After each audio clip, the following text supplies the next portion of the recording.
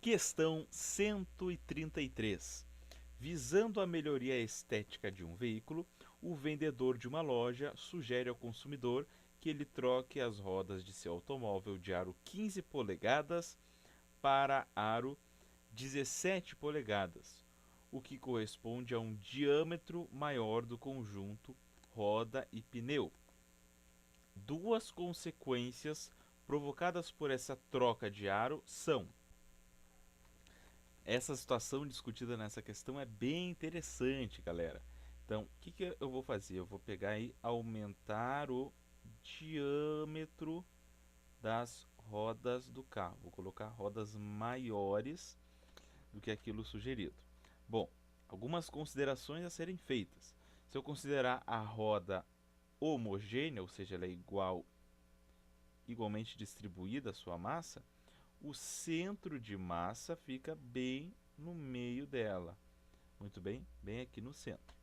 Bom, e o que acontece com um objeto quando o seu centro de massa fica a uma altura maior em relação ao chão? Porque é isso que está acontecendo, né? Como essa roda aqui ela tem um diâmetro maior, ela está a uma distância maior, o centro dela, em relação aí ao solo. Para te exemplificar isso, olha só o exemplo que eu vou te dar. Tu imagina aqui um bloquinho, nós da física adoramos bloquinhos. Olha como é que ele está disposto aqui. Vamos supor que o centro de massa dele está aqui no meio. Digamos que eu queira tombar esse bloquinho, ou seja, rotacionar ele para o outro lado. Olha só o que eu vou fazer, só para te exemplificar. Digamos que eu pegue esse bloquinho e eu gire ele um pouquinho só aqui para o lado. Aí pergunto tu intuitivamente, quando eu giro esse bloquinho até aqui, será que ele vai tombar? Será que ele vai ir para o outro lado? Intuitivamente já é claro que não, né? Mas por que que isso acontece?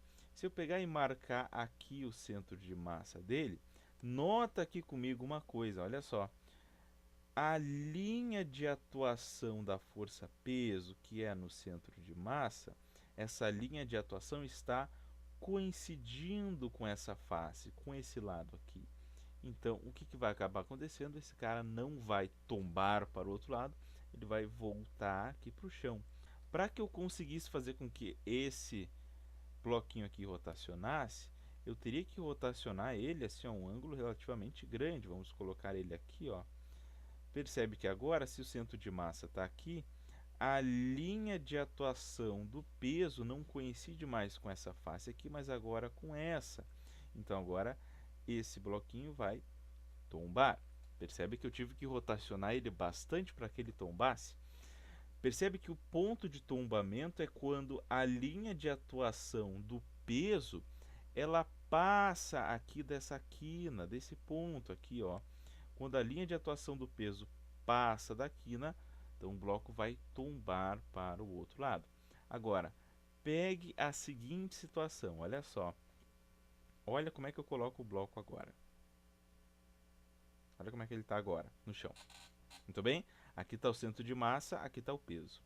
Se tu notar, agora é mais fácil de eu tombar esse bloco para o outro lado. Porque perceba o seguinte, ó, se eu rotacionar só um pouquinho já esse bloco, mais ou menos até aqui, nota que a linha de atuação do peso, que antes coincidia com essa face, agora coincide com a outra face. A linha de atuação do peso agora passou da quina e esse bloco vai tombar para o outro lado. Perceba o que aconteceu dessa situação para outra. Nota bem aqui a posição do centro de massa. A posição do centro de massa ficou mais elevado, mais alto. E o que acabou acontecendo quando o centro de massa fica mais alto? Percebe que essa situação aqui com esse bloco, ela é mais instável. Com pequenos giros eu já consigo fazer ele tombar para outro lado. Então, qual é a consequência que nós tiramos disso no final das contas? Objetos com centro de massa mais rebaixado, vamos colocar aqui, ou seja, mais próximo do chão, tendem a ser objetos mais estáveis. Muito bem. É por isso que, por exemplo, os carros de Fórmula 1, se tu olha eles são quase grudados no chão. Por quê? Para que o centro de massa fique bem próximo do chão e esse carro fique mais estável. Tu raramente, isso é praticamente impossível, tu vai ver um carro de Fórmula 1 tombando de um lado ou para o outro. Em compensação, se tu pegar, por exemplo, caminhões ou aquelas caminhonetona grandona, como elas são bem elevadas, o centro de massa delas está mais distante do chão e elas são mais estáveis nesse aspecto, é mais fácil de tombar por causa disso. Muito bem? Então, quando a gente pega uma roda e aumenta o diâmetro dela de 15 para 17, sim, a gente vai estar elevando o centro de massa e, consequentemente, vamos tornar o veículo mais instável. Muito bem? Só analisando esse aspecto de estar elevando o centro de massa e tornar o veículo mais estável, nós, por eliminação, ficamos com a letra A para essa questão aqui. Agora, outra consideração legal para essa questão, nem precisava ter analisado isso para tu resolver ela, mas é o seguinte, a outra pergunta é o que vai acontecer com a velocidade do automóvel em relação à do velocímetro.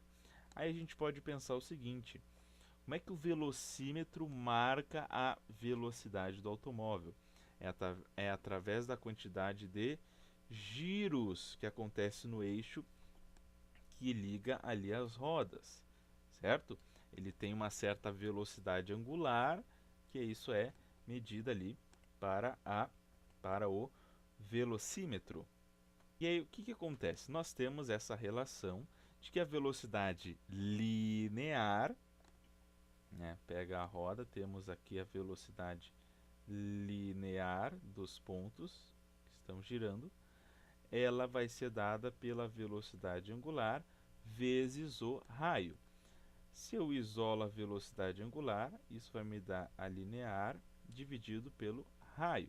Ora, a velocidade angular ela permanece a mesma, porque isso depende lá do eixo que gira as duas rodas. No entanto, como nós aumentamos o raio aqui da roda, isso acaba que a velocidade da roda vai ter que aumentar para permanecer com a mesma velocidade angular, ou seja, a roda vai ter uma velocidade maior do que aquela indicada no velocímetro. E aí tu vê o perigo então de tu colocar uma roda maior no teu carro. Além do teu carro ficar mais instável, vai acontecer também de tu não ter corretamente a velocidade indicada no velocímetro. Tu vai estar uma velocidade maior do que está indicando ali. Muito bem? Mas gabarito letra A para essa questão.